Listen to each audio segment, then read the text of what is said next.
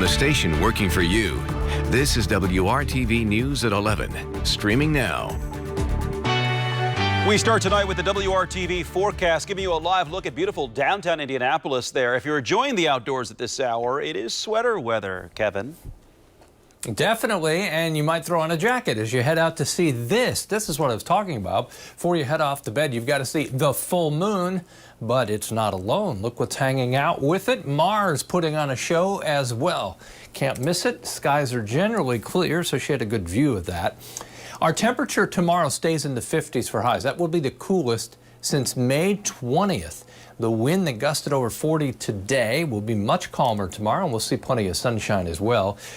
Current temperatures are in the 50s. We'll be in the 40s tomorrow morning, mid-40s in many spots, and they're the modest afternoon highs, only in the upper 50s. We'll talk about your Friday night football forecast and when rain may return over the weekend coming up.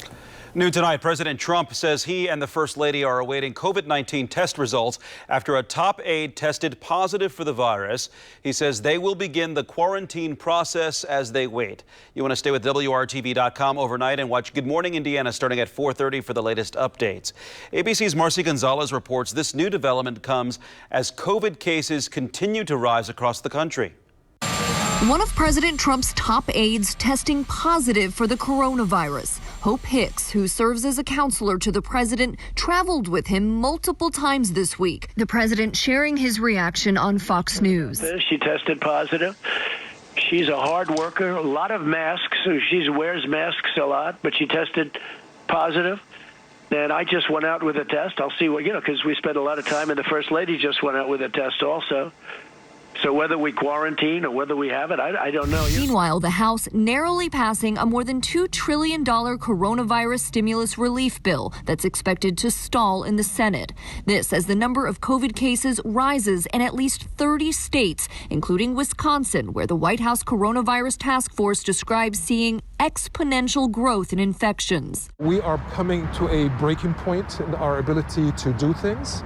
We are not overwhelmed, but we're not that far away from that unless people truly take this really seriously. President Trump still planning to hold rallies in that state this weekend. I don't know why the hell I like Wisconsin, but for some reason. Expected to move one from Janesville to La Crosse after the mayor there warned the campaign he'd likely deny their permit application. Very little social distancing and very little mask wearing had me gravely concerned. Concerns also rising in other high-risk red zones, including Boston. Massachusetts, one of a dozen states seeing an increase in daily deaths. Now, one of the companies President Trump hoped would have a vaccine by Election Day, offering a different perspective. Moderna telling the Financial Times it won't apply for approval of a vaccine until late November at the soonest and wouldn't have wide distribution before next spring.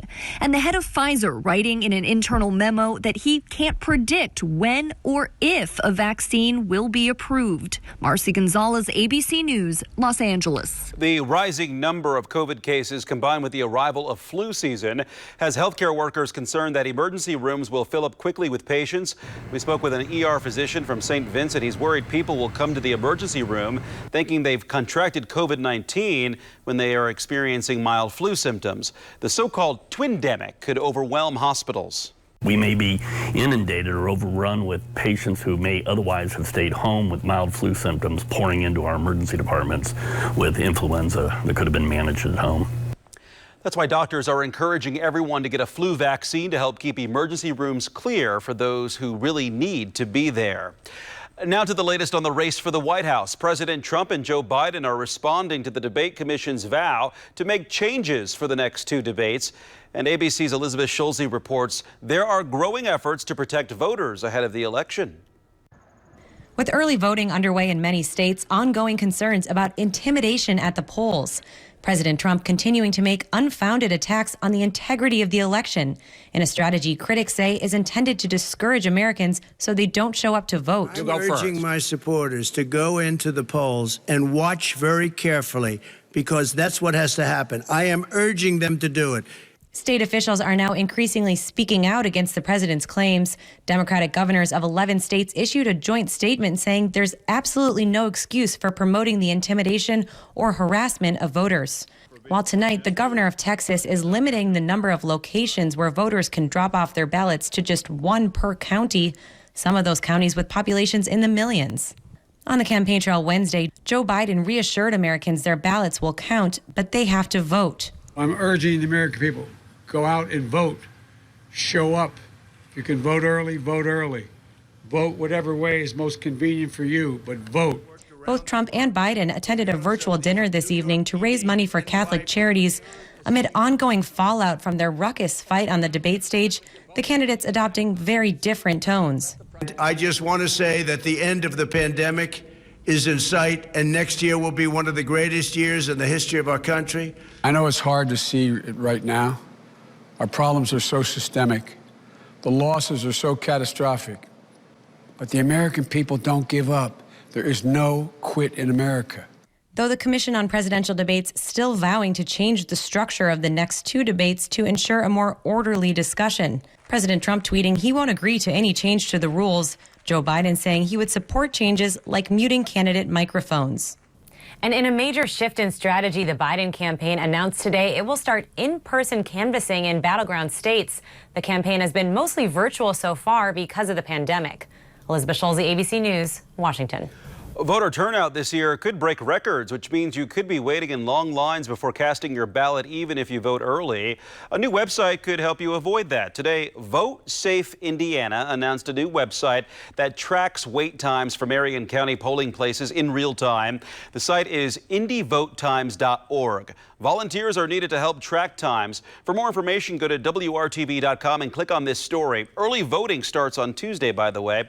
If you still need to register to vote, Ivy Tech is offering help tomorrow. A drive-through voter registration goes from 9 to 6 on Friday at the campus on Fall Creek Parkway between Illinois and Capitol. You can also register online right now at indianavoters.in.gov. The deadline is Monday.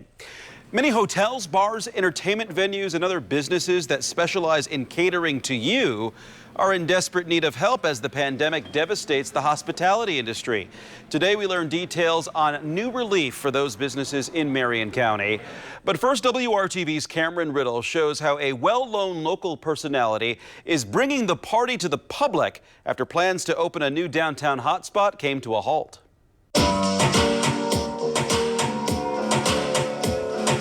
Since March 2020, a computer or phone screen is the closest many of us have been to a party or a club.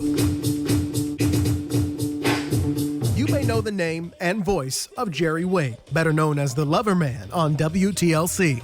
But away from the airwaves, Jerry is a local businessman, DJ, and MC. All jobs that could have made 2020 the best year ever, but instead came to a screeching halt. We kicked off 2020 with a bang with entertainment, DJing so many different events, weddings, birthday parties, we do it all. And we went from 2020 doing all this to zero. One of Jerry's goals for 2020 was to open this new event space in downtown Indianapolis. With its prime location just off the circle, the original plan called for parties, mixers, and even corporate events in this space Jerry started renting last year. But thanks to the pandemic, none of that has been possible. We were getting ready to get down, because of all the restrictions. Nothing. Wobble, baby, wobble, baby, wobble, baby, wobble. But with lots of bills to pay and not being able to host events or even DJ at area nightclubs, Jerry had to get creative. He became one of the first DJs to start hosting virtual parties on Facebook Live. It's not just about me and making money. I love people. I love Indianapolis. I love downtown Indy. It's about people that are going through this. I'm not the only one going through this. There's so many amazing people that need to smile. They can't go out. They can't dance. They can't listen to music out and hang out and have a drink with their friends. Jerry turned his downtown space into a virtual club. Hosting virtual parties has allowed him to still earn some cash when viewers tip his Cash App during his shows. But it also allows Jerry to keep up on his DJ skills while still doing what he does best, encouraging every person he sees in hopes of getting us all through a difficult year. Right now, this is not all about us. This is about helping others. And I'm telling you, if people stay strong and stay with it, Cameron, we're all going to get through this. we're all in this together. I love that slogan, we're in this together. Cameron Riddle, WRTV. You can join Jerry Wade's virtual parties Friday and Saturday nights at 8 p.m. on Facebook Live. Bars, restaurants, and entertainment venues in Marion County can start applying for HELP grants on October 15th. That stands for Hospitality Establishment Lifeline Payment. Eligible businesses can be reimbursed up to $25,000 for rent or mortgage costs from April to December of this year. Today, Mayor Joe Hogsett also announced a separate $1 million fund to help businesses get through the winter. Outdoor seating continues to be the safest route for restaurants, bars, and venues. We want to help establishments in Marion County make any adjustments they can to keep this practice going. Grants of up to $2,500 can be used to cover the cost for outdoor heaters, canopies, tables, and chairs, or frankly, other PPE. The application process goes through November 6th. Eligibility requirements and more details can be found at response.indychamber.com/helpgrants. The State Plumbing Commission is taking action against an Indianapolis plumber accused of taking customers' money and not doing the work promised. WRTV Investigates has been following accusations against Jonathan Kirby for more than a year. The commission met online and heard from two more of Kirby's former customers. They say they paid him to do work at their home, but he didn't finish the job or provide a refund. The Attorney General's office filed a formal complaint in April accusing Kirby of fraud, material deception, and misconduct. The state is asking the commission to discipline Kirby and get restitution for consumers. Lanice Gordon paid Jonathan Kirby $942 for a job, but says he never showed up. Excuse after excuse after excuse till I finally got to the point that let's cancel it. I want my money back. We emailed Kirby, who told us, quote, "I just looked in my email and saw I did miss the meeting today. I am attempting to gain employment as I write this to be able to pay people back, ma'am," end quote. Because he didn't show, the Plumbing Commission voted to issue Kirby a notice of proposed default. That means he has a week to provide a written response to the commission. If he doesn't, they can proceed without Kirby's participation. Their next meeting is December 2nd. New and next, a college basketball game is coming to Bankers Life Fieldhouse in December. You might be surprised by the matchup. And COVID is not stopping some Halloween attractions from opening for the season. How a popular haunted house will help keep you safe while scaring you.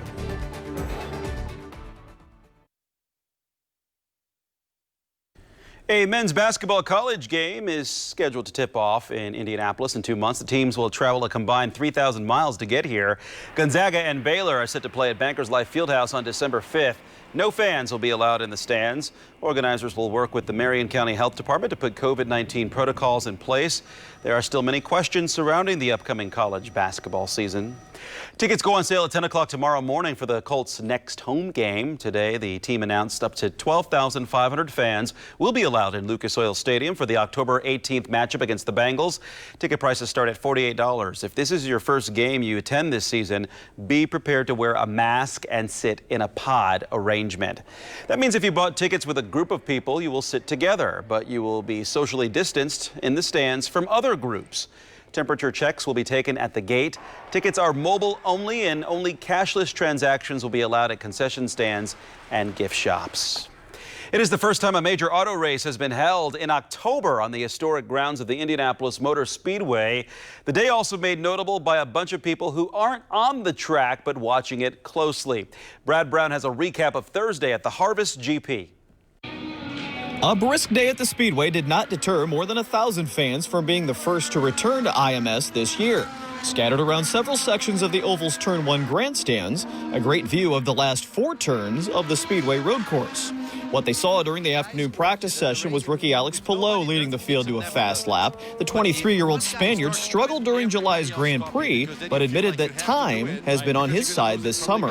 When we came here the first time, I didn't know the track, so now I knew where to go. To be honest, the car is much better. I'm more comfortable.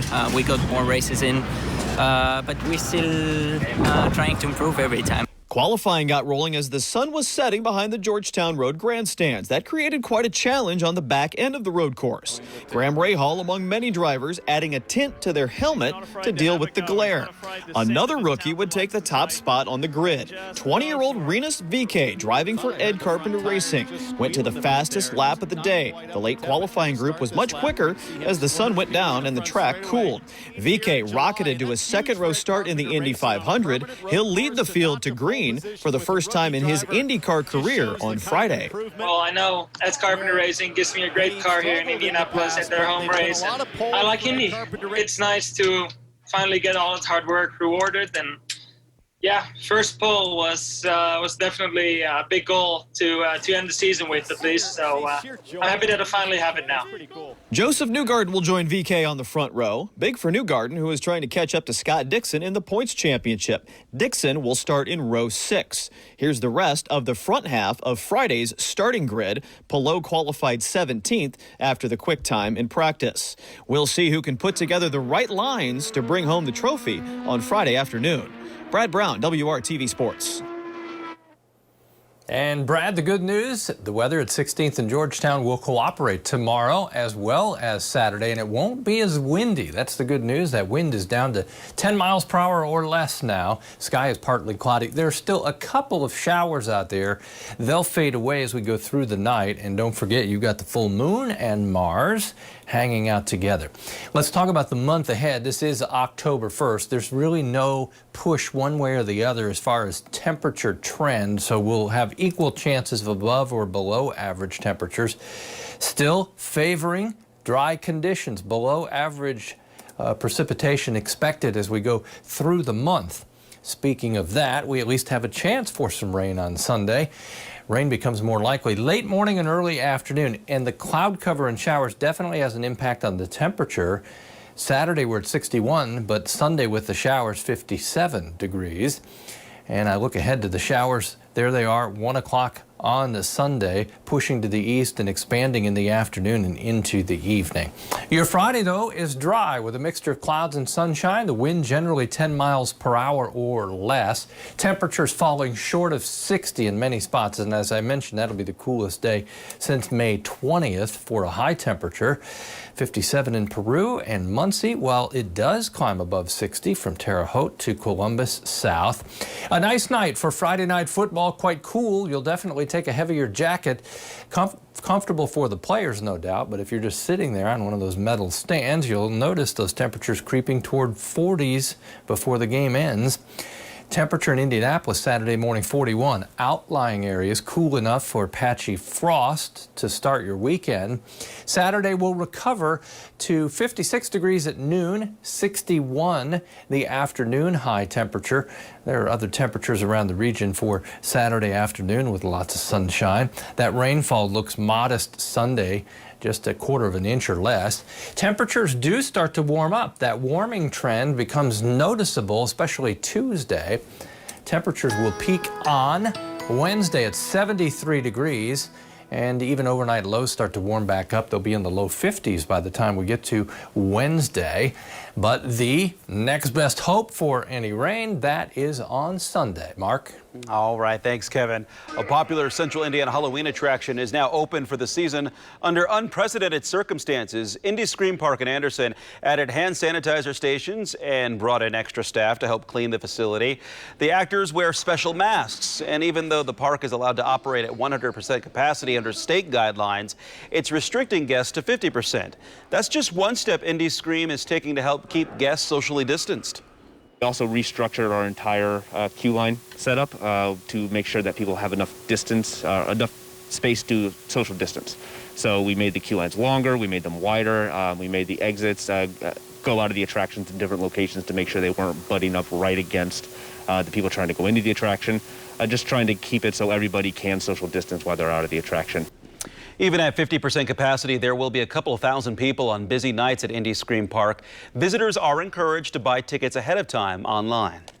We asked people point blank, what are you going to do for Thanksgiving? Some people are already looking ahead to the next major holiday. What you need to know if you plan on taking a Thanksgiving vacation or having a traditional celebration.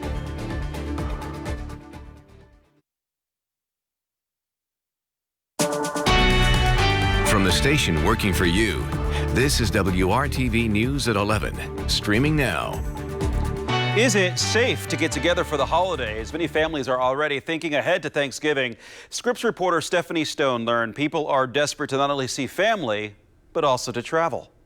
People are really itching to get out there. Zane Kirby is the president and CEO of the American Society of Travel Advisors. The nonprofit represents 15,000 advisors across the U.S.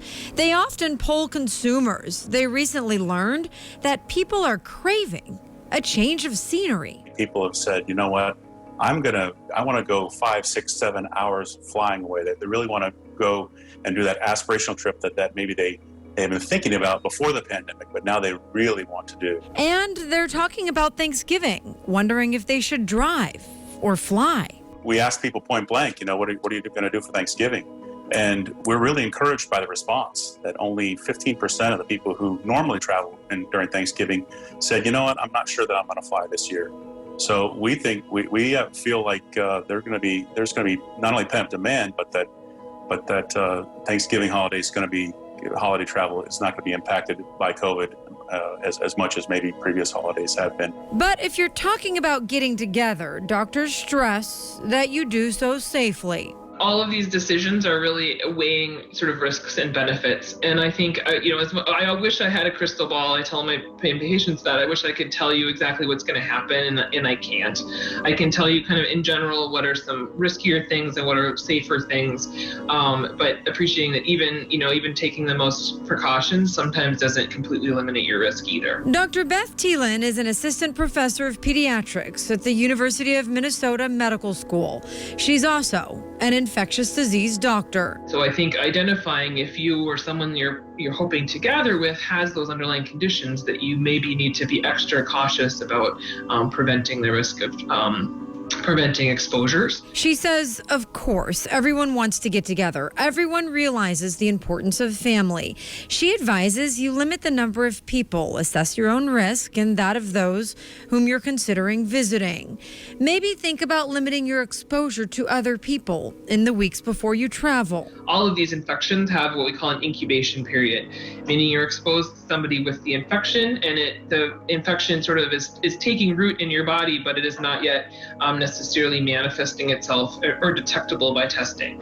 And so for COVID, it's a few days, a week or so before that exposure happens. We're learning a lot about COVID-19. We know outside is better, masks are important, and we now know it affects people differently. Zane Kirby says if you're considering flying, know that the industry is taking extreme precautions for travelers. Between the HEPA filters that they use on planes, the electrostatic defogging that they're doing after every flight, the air on an airplane is probably much cleaner than the air in your home. While there's a lot of discussions to be had about the holidays and travel, if you can do it safely, everyone wins.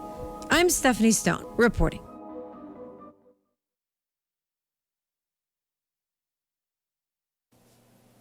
You know me, I always like to deliver a colorful forecast. Well, that'll be easy to do the next few weeks as we move toward peak color in October. Should be middle of the month north and then late October central. Some sunshine and 59 tomorrow. Mark? All right, this beautiful view of downtown Indy. Thanks for joining us tonight. Have a good night, everybody.